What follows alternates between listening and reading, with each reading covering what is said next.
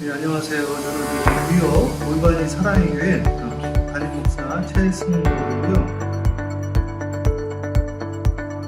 우리 사랑하는 장준신 목사님을 오래간만에 지금 선교지 아리조나 인디아 나바오 선교에서 만났습니다. 안녕하세요, 목사님. 안녕하세요. 네, 우리 목사님하고 지금 저하고 한 20년 정도 같이 교제하고 있고, 우리 목사님은 제가 우리 성도님들한테도 많이 나눴는데 정치신학자시고 연세대, 그러니까 국문과에서 마강수 교수님 밑에서 이제 국문학도 공부하시고 신과대학에서 신학도 공부하시고 남부의 하버드라는 에머리에서 신학 공부하시고 지금 GTU에서 정치신학으로 또 PhD 지금 과정 중에 있으시고, 저는 강신에서 MDB 하고요. 그리고 캘리포니아에서 그 칼빈 신학으로 제가 THM 신학 석사하고, 그리고 클레어몬트에서 번영 설교로 박사학위 목회학 박사를 받고, UTS 거기에서 성령론으로 다시 박사학위를 또 받고, 그리고 듀리에서 그 UMS 그 공부를 좀 했습니다. 오늘은 저기 우리 목사님 오래간만에 만났으니까 또 정치신학자시고 해서 제가 요즘 공부하는 거에 대해서 좀 나눠보려고 하는데, 우선 로고스에 대해서 좀 나눠보려고 그러는데, 로고스를 제가 요즘 보니까 이 로고스가 사도 요한이 자기가 만들어낸 개념이 아니라 헤라클레이투스가 그걸 처음에 소개됐더라고. 그리스에서 535년에 태어나셔서, 그러니까 대략 한 요한복음을 AD 100년경의 저작이라고 한다고 한다면은 500년 이상 그 헬라 시대에 그냥 팽배하게 그 개념들이 다 이렇게 혼용되어지고 많이 알려졌던 개념들이잖아요. 그걸 차용해서 썼다. 그래서 그 로고스의 개념을 이제 보니까 이 세상을 창조하는 원리, 이성, 리즌, 프린서플 이렇게도 보는 차원에서 제가 생각한 것 중에 이제 몇 가지가 있는데, 하나가 히브리어로, 그러니까 히브리 사상에 보면은 그 호크마라는 개념 있잖아요. 잠언 8장에 보면 그것도 이렇게 대치될 수 있는 거 아닌가 그런 생각했는데, 이제 목사님 또 의견을 좀 듣고 싶은데요, 목사님. 일단은 히브리 사람들이 세상을 해석했던 방식하고 또 헬라 사람들이 성경을 해석했던 방식하고는, 성경이 아니라 이 세상을 해석했던 방식하고는 좀 차이가 있겠죠. 네. 기본적으로 히브리 사람들은 어떤 유일신 하나님에 대한 생각을 갖고 자기들의 어떤 민족시로서 섬기면서 거기서부터 오는 또 영감을 가지고서 하나님을 사유를 했다면, 헬라 사람들은 우리가 잘 알다시피 신화적인 이야기들을 통해서 그리고 특별히 플라톤 철학을 바탕으로 해서 그런 신학들이 발달이 된 거죠. 그러다가 그것이 계속 발달되면서 플로티누스를 통해 가지고 이제 그 플라톤 철학이 단순한 철학을 넘어서 또 종교화가 되면서 일자라고 하는 사상이 발달이 되면서 그 일자에서부터 나오는 유출이라는 표현을 하죠. 특별히 이 삼인체론에서 그 유출이라는 말을 쓰잖아요. 프로스라고 해서 유출이 되는 형태로다가 이 세상이 창조되었다. 그래서 일자로부터 점점 멀어져서 마지막에 나오는 존재들이 이제 물질적인 존재들인데 가장 일자로부터 먼 존재라는 것을 생각을 하죠. 그래서 이제 그 이성이라고 하는 것, 로고스라고 하는 것도 일자로부터 유출되어서 그 로고스를 바탕으로 그걸 통해서 우리의 물질 세계, 우리의 육신을 가진 이 세계, 우리가 지금 보고 있는 이 세상의 어떤 여러 가지 존재들이 창조되었다라고 이제 얘기를 하죠. 그러다 보니까 그걸 가지고서 예수 그리스도를 설명을 한 거예요. 이걸 제가 보니까 그렇다고 해서 그때 헬레니즘 시대, 그 당시 시대의 로고스 개념을 사도 요한이 그대로 또 차용한 게 아니더라고요. 그렇죠. 왜냐면은 로고스를 예수로 인격화했기 때문에 비인격화된 것을 인격화했기 때문에 그 말은 재해석했다는 이야기예요. 그래서 리인터프리테이션이 있었는데 그 제가 보니까 이 그러니까 이 그리스 이 문화권에서 헬레니즘 문화권에서 로고스를 창조의 원리로 모았던 것처럼 조금은 결은 다르겠지만 이 히브리 사유에서 이 지혜라는 게 그냥 인간의 지혜가 아니라 자세히 보면은 이 세상을 움직이는 신적인 원리로서의 지혜의 그러니까 원리로 등장을 하죠. 그럼 거의 유사한 개념으로는 볼 수 있지 않을까? 그렇죠. 유사한 개념이죠. 네. 그러니까 뭐 이런 거예요. 매칭을 하는 거죠.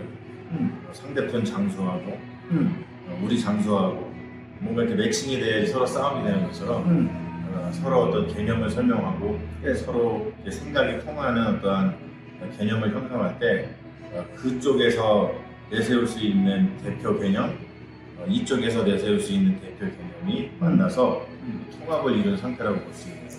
그렇죠. 그래서 이제 그 로고스가 원래는 이제 성경 안으로 들어오기 전에는 약간 범신론적이고 그 스피노자가 말한 신론과 비슷한데 사도 요한이 그걸 인격화했고 그걸 성육화해서 예수로 설명을 했다 이거죠. 그런 개념에서 제가 지금 중국에를 20년 넘게 2000년부터 다녔는데 중국어 성경에는 그 로고스를 도로 번역을 했고 도로 번역을 하죠. 우리나라 최초의 그 번역 성경 존 로스의 예수 성경 전설을 보면은 요한복음에 태초에 도가 있었느니라. 그게 지금 목사님이 공부하셨던 연세대학교의 그 보관돼 있더라고. 100주년 기념관 네. 박물관에 보관이 되어 있죠. 그래서 제가 아는 그 김지현 박사님 걸 딱 사진을 찍어서 그걸 똑같게 만들어냈어요. 그래서 보니까 도로 했다 이거죠. 그렇다고 한다면 지금 방금 말한 것처럼 로고스를 호크마, 지혜로도 환치할 수 있다고 저는 보는데 도로도 환치할 수 있는 거 아닌가? 그렇죠. 네. 동양 네. 사상에서는 네. 도라고 하는 것이 이 세상의 어떠한 세상을 돌리는 이치, 원리라고 생각을 했으니까 똑같은 개념인 거예요. 그러니까 호크마도 세상을 돌리는 이치, 그리고 로고스도 세상을 돌리는 이치, 헬라 세계에서, 그리고 우리 아시안, 동양 세계에서는 바로 그 도가 이 세상을 돌리는 이치라고 생각하니까 어떤 세상을 돌리는 이치라고 하는 측면에서는 공통적이잖아요.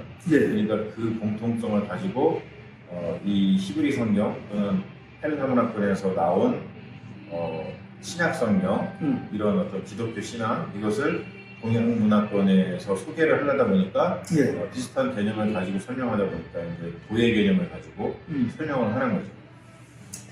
그래서 제가 이제 중국을 다녀보니까 이게 이제 도가 사상, 노장 사상이라고도 할 수 있는지 모르겠는데 그 노자의 도덕경에 보면 도가도 미상고, 명가명 비상명. 그래서 이분들은 그게 익숙하잖아요. 그렇죠. 그러니까 이제 태초에 도가 있었느니라 하면 벌써 자기네들이 생각하는 도의 개념을 일단 이해를 한 다음에 그 도가 성육신이 돼서 예수가 되었다 이렇게 이해를 하니까 마치 2000년 전에 사도 요한이 로고스, 여러분들이 이해하는 로고스가 육신을 입었다라는 개념과 유사하게 이해하지 않을까 이렇게 생각을 한 거예요. 네, 그렇죠. 네. 네. 근데 이제 목사님 의견에는 이제 이 로고스 개념보다 도의 개념이 더 우리가 지금 이 시대가 추구해야 되는 방향이다. 도의 신학이 로고스 신학보다.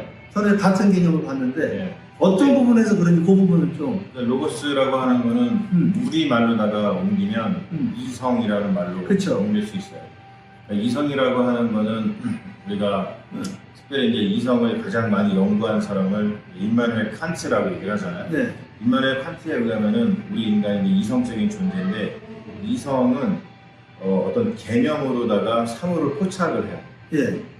그렇죠? 그러니까 이성이라고 하는 거는 언제나 그 보편성을 띌 수밖에 없어요. 네. 그러니까 보편성은 이 플라톤 철학의 아주 핵심인데 이 보편성, 이 보편성이라고 하는 것은 이 많은 개체를 하나로 깰 수 있는 이제 뭔가 이 포착할 수 있는 하나의 도구로다가 삼는 거죠. 그렇게 하게 되면은 문제가 뭐냐면은 이 서구 신학이 요즘 이제 비판받는 정치 신학뿐만이 아니라 전체적으로 요즘에 서구 신학이 비판받는 가장 큰 이유가 뭐냐면 이성이라고 하는 걸 가지고 로고스 띠얼러지죠. 그러니까 예. 로고스를 가지고서 띠얼러지를 발전시키다 보니까 예. 이 개념을 개념화시켜야지만 포착 가능하니까 개념화 안에 들어오지 않는 다른 존재들이 있는 거예요. 네. 그러면은 이성은 반드시 어떠한 부작용을 낳냐면 거기에 배제가 되는 존재가 있다 보니까 차별이 되죠. 배제되는 존재는 당연히 차별이 일어나고 차별받는 존재는 당연히 사람들이 이게 혐오의 대상이 돼버린단 말이에요. 그러다 보니까 이게 우리 기독교 신앙은 그런 게 아닌데 기독교 신앙은 예수 그리스도께서 십자가 위에서 모든 존재를 그러니까 이 법 바깥에 있고 소외되어 있고 배제되어 있는 그 모든 존재를 끌어안아서 다시 이제 구원해 주시는 거. 다시 어떠한 포착되지 않는 이성으로 표현하면 포착되지 않는 범주 바깥에 밀려났던 것을 다시 포착될 수 있도록 해주시는 것이 그게 예수 그리스도의 은혜고 그것이 사랑이고 그것이 구원인데 이 기독교 신학이 로고스의 베이스를 두고서는 발달되다 보니까 어느 순간 신학이 그렇게 예수 그리스도의 십자가를 그대로 담아내는 포용적인 신앙이 아니라 어느 순간 배제를 발현하는 그러니까 배제가 생겨나는 신학이 되어버렸다는 거예요. 어느 순간.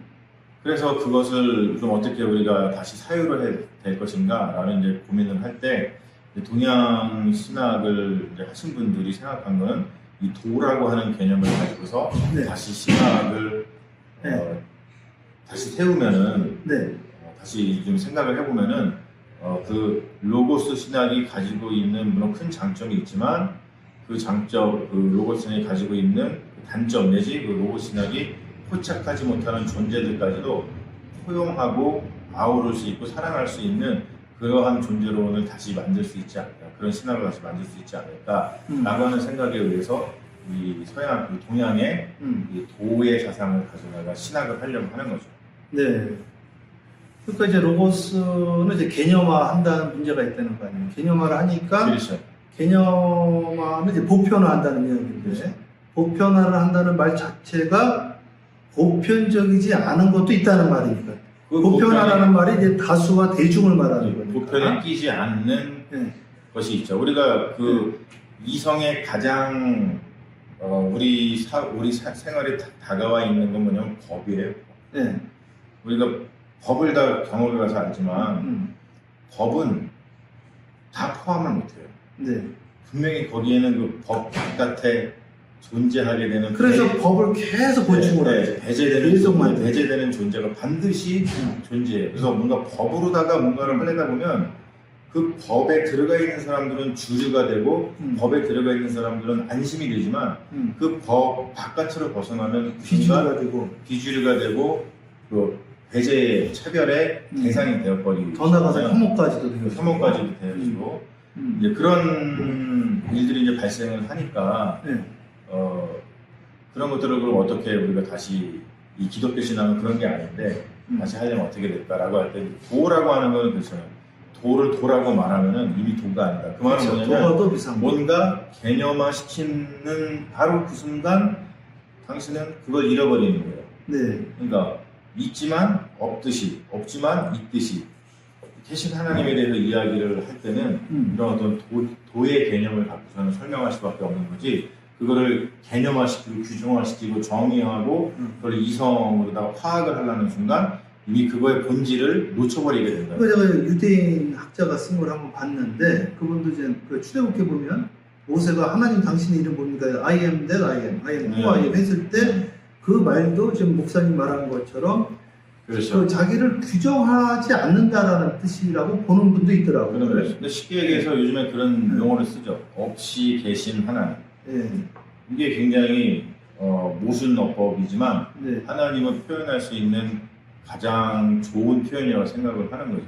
네. 하나님을 존재로 상정을 하고 그거를 이성으로 파악하려는 순간 그것을 이미 갇힌 하나님이 돼버리는 거예요. 네. 그게 아니라 없이 계신 하나님이라는 뜻은 뭐냐면 우리가 규정할 수 없다. 우리 이성으로 파악할 수 없다. 네. 라고 하는 거죠. 이 파악을 하려고 노력을 했단 말이에요. 그런데 이성으로다가 계속 밀고 나가서 세상을 파악하려고, 그러니까 세상이라는 게 아니라 사물이라는 말을 쓰는데 사물을 파악하려고 최대한 노력을 해보니까 파악이 안 되는 게 있어요. 그 중에 제일 파악이 안 되는 게 하나님입니다. 할 수가 없죠. 네, 그렇기 때문에 이성으로 하나님을 파악할 수 없다라고 하는 명제를 갖고서 얘기하는 거지, 뭐 불가지론자라고 하는 것은 뭐 우리가 당연히 알 수 없다 이렇게 좀 부정적으로 의미하는 게 아니고 더 적극적으로 하나님을 우리 이성 안에 가둬둘 수 없다. 서구의 그 이성의 역사를 봤을 때 서구의 그 이성으로다가 모든 것을 포착하려고 했던 그 시도들을 비판하는 입장에서 그렇게 이야기를 하는 거죠. 그래서 어쨌든 목사님의 말씀은 이제 로고스 신학이라는 것이 그 서구 신학에서는 개념화하는 그런 현상이 있었는데, 그걸 도의 신학으로 로고스를 도로 한치한다고 한다면 포용하는 신학. 그러니까 도를 도라고 말할 수 없는 좀 이렇게 그런 의미에서 우리가 배제하고 혐오하는 것이 아니라 안고 가는 신학으로 가야 된다. 그렇죠. 그런 차원에서 배제와 차별을 낳을 수밖에 없는 네. 이성의 신학을 네. 넘어서서 그 이성이 배제하고 차별하고 혐오했던 그러한 존재, 그런 사물까지도 다시 품어 안을 수 있는 그 품이 넓은 예수 그리스도의 품, 하나님, 그것을 다시 우리가 회복하고 그런 것들을 세상에 계속 이야기해야 되는 것이 어떤 기독교고 교회라고 하는 것이죠. 우리가 예수 그리스도가 주신 그 어떤 우리가 예수를 믿는 사람으로서 기독교 신앙이 뭔가 누군가를 어떤 존재를 다 하나님이 창조하신 하나님의 피조물이고 사랑하는 하나님의 존재 사물인데 그것을 배제하고 차별하고 혐오하면 안 되잖아요. 그거는 굉장히 우리 신앙과 가장 큰 모순을 이루는 거란 말이에요.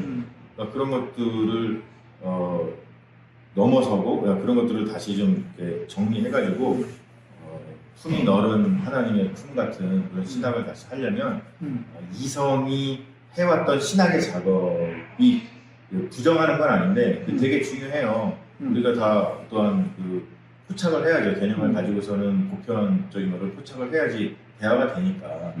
하지만 거기에는 필연적으로 배제와 차별과 혐오가 나올 수밖에 없는 구조적 문제가 있으니까 그 구조적 문제를 해결할 수 있는 다른 방안들을 우리가 생각을 해보자는 거예요. 오케이. 좋습니다. 하나만 더 이야기하고 저기 하죠. 이 신학함에 있어서 철학이 필요한 것인가? 좀 이렇게 보수 신학하시는 분들 가운데서는 철학은 필요 없다 또는 그 인본주의적이다 이렇게 말하시는 분도 있더라고요. 근데 제가 보기에는 사도 바울도 이거 보면 철학자였고 수사학도 공부하셨고 성 어거스틴도 보니까 플라톤의 영향을 받았더라고 이분이 완전히. 그리고 존 칼빈도 성 어거스틴의 영향을 받았을 뿐더러 그분도 철학자요. 그 시대에 영향을 받은 자인데 루터도 마찬가지고. 그렇다고 해서 이 철학을 배제하는 신학이 맞는가? 그걸 말하는 분들에게 좀 죄송한 이야기지만 개혁주의 신학자들 가운데 그런 분들이 좀 종종 나오더라고. 근데 그게 칼빈 신학인데 칼빈 신학은 어거스틴에서 영향을 받았고 어거스틴은 플라톤에서 완전 영향을 받은 사람인데 이걸 철학을 빼고 말한다는 게 말이 되냐? 나는 이런 생각이 들더라고요. 목사님 생각은 어떠신지 정치 신학자로서 또 철학을 공부하시고 21세기에 이러한 논의를 아직까지 교회에서 하고 있다는 게 창피한 거예요. 그렇죠. 왜냐하면 우리가 우리 그 인류의 역사를 보면 사실은 두 개가 싸우는 거거든요. 이 신앙은 뭐냐면 이성과 신앙이 싸우고 있어요. 이성과 신앙. 근데 이 이성이라는 것은 뭐냐면 우리 다른 말로 표현해서 인간이에요. 인간이 다른 사물들, 다른 존재들하고 구분될 수 있는 게 무엇이냐라고 했을 때 그거는 이성이라고 얘기를 하는 거예요. 그러니까 이성이라는 것을 얘기한다는 건 인간에 대해서 얘기를 하는 거예요. 인간. 그리고 신앙이라고 하는 것은 하나님에 대해서 이야기를 하는 거예요. 그런데 우리가 신학이라고 하는 것은 하나님과 인간의 합친 거지. 릴레이션십을 이야기하는 거란 말이에요. 그러면은 이 이성이라고 하는 것에서의 최고의 도구가 뭐냐면 철학인 거예요. 철학은 다른 게 아니라 우리 인간이 인간으로서 우리 하나님께서 우리에게 주신 이성, 다른 존재와 다른 사물과 완전히 구별되게끔 하는 우리 인간으로서의 가장 독특한 특징이 뭐냐면 이성이잖아요. 그 이성의 행위로서의 이 철학을 가지고서 인간이 인간의 삶을 돌아보는 거죠. 이게 그 삶에 대한 질문 아니야, 그냥 질문. 그러니까 뭐냐면 인간이 이성적인 존재잖아요. 인간의 인간됨을 가장 나타내주는 우리 인간이 할 수 있는 가장 그 최고의 것이 뭐냐면 좋은 것이 뭐냐면 그게 철학이라는 거예요. 그렇잖아요. 인간이 인간 스스로 사유하고 인간이 인간 스스로 뭔가를 이성적으로다가 파악하려고 노력하지 않아. 그런 인간을 인간이라고 할 수가 없잖아요. 그럼 그런 존재는 동물하고 무슨 차이가 있어요? 그러니까 어떤 기독교인들이 그러니까 말도 안 되는 건데 우리는 그냥 이 신앙만 있어야지 이 철학은 필요 없다 라고 하는 말은 다른 말을 표현해서 우리 인간은 이성이 필요 없어. 그런 존재, 그럴까 얘기하는 거예요. 자, 인간이 이성이 필요 없어. 그러면 이성이 없는 인간이야. 그러면 그 인간이에요? 그거는 말하는 동물하고 똑같은 거지. 다른 사람. 그것도 이성이고 우리 철학을 바탕한 담화 아니에요? 담화 이것도. 그러니까 이성을 철학이란 말로 바꾸면 돼. 철학이라는 것을 이성이라는 말로 바꿔보고 이성이라는 것을 인간이라는 말로 바꿔보세요. 그러면 인간이 철학이라는 것이면 인간이 인간으로서의 역할을 안 하고 인간이 인간적인 사고를 안 하면 인간이 아니잖아. 그러면 그 인간은 무슨 인간이에요, 도대체? 그거는 뭐 짐승인가, 뭐 식물인가, 아니면 돌인가 똑같아지는 거죠. 철학을 한다는 것은 다른 게 아니라 인간이 인간으로서의 최선을 다한다는 뜻이에요. 그래서 이제 100번 양보해서 이제 물론 이제 그렇게 말하는 분들 가운데는 이 신을 부정하는 철학자들 때문에 뭐 그런 이야기들이 나오는 것 같기도 하는데 양보해서 그러나 저기 뭐 칼 야스퍼스의 그 리밋 시츄에이션 한계 상황이라든지 근데 요즘은 또 후설을 좀 봐요. 에드먼트 후설의 현상화 이분이 유대인인데 나중에 기독교로 개종을 하시더라고. 또 그 사람에게 영향 줬던 그 체코에 있던 분은 또 체코의 초대 대통령이 되어지고 그리고 이 철학을 통해서 영향받은 분이 또 하나님을 만나게도 되더라고요. 그럼요. 당연한 거지. 그러니까 이게 정말 깊게 들어가면 오히려 신앙을 돕는 거지 이게. 그럼요. 신앙을 방해하거나 없이 하는 것은 아니다. 물론 그런 철학도 있을 수 있겠지만은 이게 제대로 하면은 이게 우리의 신앙을 더 공고히 할 수도 있다라는 생각이 나 들더라고요. 그러니까 뭐냐면 그 주체라는 말이 있어요. 네. 그 철학 용어의 주체, subject. 주체라고 하는 것은 객체라는 말을 생각해 보세요. 주체라는 것은 뭐냐면 내가 내 스스로 내 자유를 가지고 뭔가 행위를 할 수 있는 존재라는 뜻이란 말이에요. 네.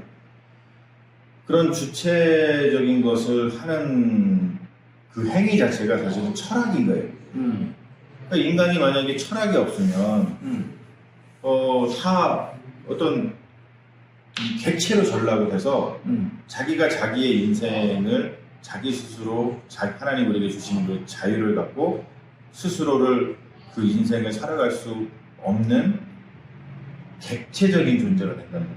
누군가의 지배를 받는 존재가 된단 말이에요. 그거는 우리가 비참하잖아, 삶이. 그냥 그런 것들을 우리가 생각해보면 철학이라는 것은 철학을 함으로 인해서 하나님을 더욱더 주체적으로, 더욱더 쉽게 얘기해서 자발적으로, 더욱더 적극적으로 받아들이기 위한 우리 인간의 최고의 이성적인 행위인 거지, 신앙을 부정하고, 뭐 하나님을 부정하고, 그것은 철학 때문에 그렇고, 그게 아니야. 철학 때문에 하나님이 부정되는 것이 아니라 그 사람들이 하나님을 만나지 못한 거지. 예, 그렇지. 그래서 그거를 이제 나름대로 그 철학 체계를 이제 본인들이 세워서 거기 영향을 받아서 그럴 수는 있지만은 이게 하나님을 만나는 도구가 될 수 있다. 그리고 또 하나는 요즘 젊은이들이 교회 많이 떠나잖아요. 근데 오히려 이 철학의 도구를 통해서 요즘 인문학이 좀 바람을 일으키더라고. 한동안은 자아개발서, 심리학이 바람을 일으키더니 요즘은 인문학이 바람을 일으키는 거야. 네. 인문학이 우리들의 삶을 말하는 거 아니야. 그렇죠. 이 삶이 바로 철학이고 네. 거기에 대해서 우리가 대답을 할 수 있을 때 젊은이들이 여기 관심을 갖고 삶에 대한 질문에 응답을 하고 신앙의 세계로 돌아오지 않을까 이런 결론을 최근에 나름대로 좀 정리를 했습니다. 네. 그만큼 이제 인문학이라고 하는 건 딴 게 아니고 우리가 우리의 삶을 주체적으로 바라보는 거죠. 그러니까 그동안 우리의 삶에 대한 반성이라고 볼 수 있는 거예요. 우리는 우리가 스스로 주체적으로 살아간다고 당연히 믿었지만 속은 거지. 왜냐면 다 누군가가 해놓은 것을 따라가느라 바쁘고 다 누군가가 좋다고 여기는 것을 따라가느라 바쁘다 보니까 우리가 주체적으로 삶을 살지 못했다는 반성이 있어요. 그러니까 철학한다는 것은 뭐냐면 그것을 반성해서 우리가 다시 우리의 삶을 주체적으로 누가 이렇게 해놓거나 누가 이것이 좋다거나 라고 하는 남들이 해놓은 것을 갖고서는 따라가는 게 아니고 우리 특히나 우리 동양 사람들은 이 근대에 들어와서 이제 19세기, 18세기, 19세기 지나면서 이 서구의 문명이 발달되고 미국 서구의 제국주의가 발달되면서 서구의 가치가 이 사람들이 이게 좋은 거야. 그리고 니네들 이걸 하지 않는 니네들 나라는 미개한 거야. 이런 얘기를 많이 했잖아요. 그러다 보니까 우리도 뭐 산업화해야 되고 우리도 뭘 어떻게 해야 되고 뭐 따라가길 바빴잖아요. 그러다가 지금에 와서 보니까 이게 이렇게 하다 보니까 우리의 영혼이 빼앗겨 버릴 거죠. 우리가 주체적으로 산 것이 아니라 저 사람들의 오히려 노예로 살았구나 라고 하는 이 처절한 자기 깨달음이 있는 거예요. 요즘 시대 사람들이. 그러다 보니까 인문학이 다시 열풍을 불고 사람들이 인문학을 좋아하고 특별히 철학책이라든가 철학적으로도 뭐 사유하는 걸 좋아하는 이유는 그것을 우리가 그동안 속고 살았구나. 우리가 그동안 주체적으로 사는 것처럼 속은 노예 생활을 했구나. 라는 것을 반성을 하면서 다시 우리가 이 주체적인 삶, 우리가 스스로 자유로운 삶을 그러니까 기존에 있는 색깔로 아니라 있는 모습 그대로 한번 보자. 그렇죠. 우리 헛소리 형상하기는 비슷한 우리의 삶을 네. 우리가 파악하는 거예요. 네. 내가 누군가가 파악을 해주는 게 아니고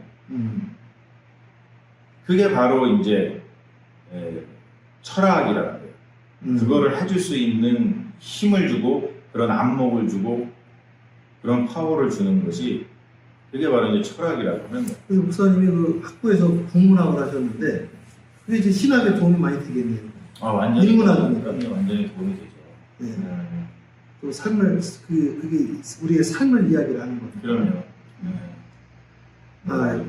그래서 인문학은 너무너무 중요하고 특히 철학, 인문학 중에는 철학, 역사 이런 것들. 그리고 이제 우리가 또 하나 더 마지막으로 정리하자면은 서구 신학에서 좀 우리가 동양적인 관점에서 이 성경을 이게 원래 이 성경도 동양적인 관점이 저는 있다고 좀 보는데 동양적인 관점으로 좀 이거를 재해석하면 좋겠다. 예를 들면 도예 신학이라든지.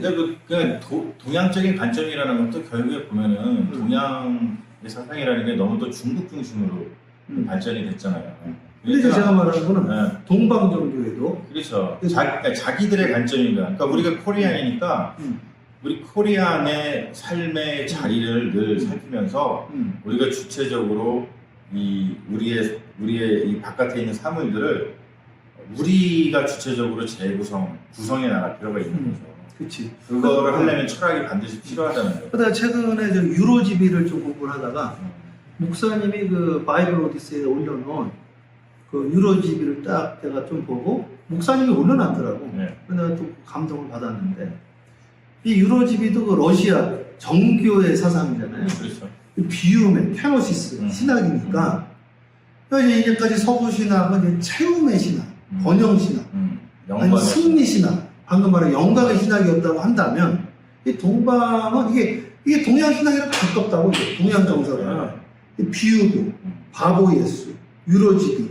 그러니까 이제 어울림. 그렇죠. 인간만이 이 세상에 유일하게 존재하는 제왕적인 존재가 아니라 다른 이제 피조물과 동등한 입장에서 서로 영향을 주고받으면서 같이 세상을 세워가는 그런 캐너시스의 신학. 그치, 캐너시스, 비운의 신학. 근데 네. 비운의 신학을 이야기하면 또 이게 무슨 뭐 불교 사상이야 이렇게 오해하는 분들이 또 있더라고. 이게 만나는 부분들이 당연히 있겠지. 네. 있겠지만은 성경에 그런 정신이 있다. 그리고 이제 너무 서구 신학에 이게 각인들이 돼서 네. 조금 다른 이야기들을 하면은 조금 이게 이상하다 이렇게 생각하시는 분들도 네. 있더라고. 이게 우리가 좀, 이 신학이 너무 고착화되어 있고, 네. 굳어 있고, 신앙도. 그런 부분이 좀 안타깝더라고요. 또 서구 신학도 아니에요. 서구 신학을 제대로 공부해보면 이 웨스턴 티올로지도 굉장히 스펙트럼이 그렇지. 넓은데 지금 한국 사람들이 기준으로 삼고 있는 그 신학은 뭐냐면 미국의 1950년대 이후에 빌리그레함 목사님 통해서 발달된 미국의 그 자본주의를 바탕으로 발달된 그냥 복음주의예요. 미국 복음주의. 예. 그 미국 복음주의는 그건 백인 중산층 신학이거든요.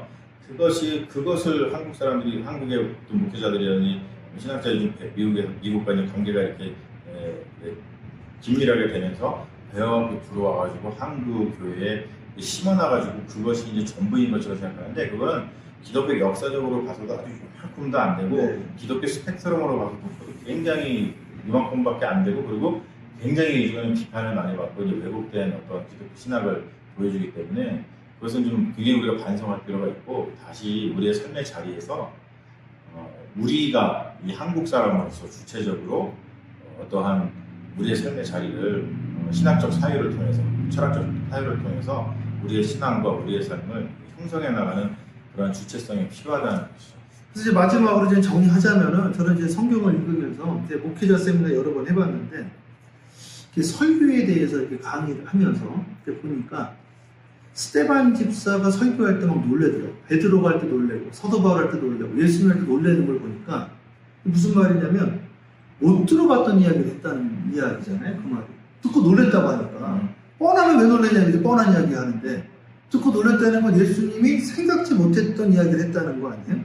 근데 우리는 너무 이게 신앙을 이게 틀을 뭐 다른 이야기하면 무슨 이단인가 뭐 이렇게 생각하는 이런, 그러니까 물론 이단들이 지금 날쳐서 그렇지만은 좀 이게 이 고정관념을 깨고 신앙도 계시가 확장되어지는 것처럼 보수적으로 이야기를 해도 우리의 신학도 좀 더 열린 신앙이 돼야 되고 그렇죠. 신앙도 좀 더 성숙해야 되고 좀 뭐 옛날에 십자가를 이제 빨간 십자가라고 한다면 요즘은 뭐 그린 십자가 뭐 이야기하는 것처럼 다 같은 맥락인데 좀 사유의 폭을 넓히고 신앙의 눈을 넓혀야 될 필요가 있지 않는가. 더더군다나 요즘 같은 시대에. 그 글로벌한 시대에 뭐 한국 사람들 뭐 여행 안 다니는 곳 없고 세계 곳곳에 물건들 가져다가 안 쓰는 거 없고 글로벌하게 가는 건 다 향유하면서 왜 이런 어떤 사상이라든지 신앙의 스펙트럼의 그 넓은 사상을 왜 향유하지 못하냐는 거예요. 너무 안타까운 거죠.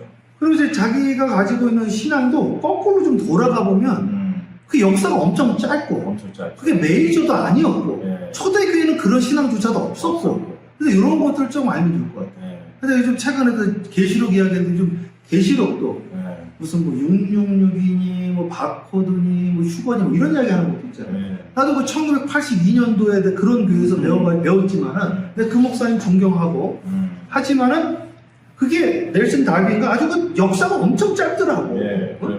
그게 갑자기 튀어나온 거고 그렇죠. 얼마 되지도 않았던 거고 초대교회 그러니까 초대교회는 그런 사상 자체가 없었고 기독교 역사에도 없었던 이야기인데 그게 마치 진리이냐 그걸 모르면 다 뭐 구원 못 받고 휴거 못 받으냐 그 전혀 이게 그 앞뒤가 또 안 맞는데도 요거만은 고집하고 그것뿐만 아니라 이 신앙의 여러 찌개가 또는 이제 그렇게 느껴진다 이거죠. 뭐 기독교 역사를 6,000년으로 보는 것도 답답하고 하나하나 다 문자적으로 보고 이런 것들을 우리가 좀 넘어서면 좋겠다. 당연히 넘어서.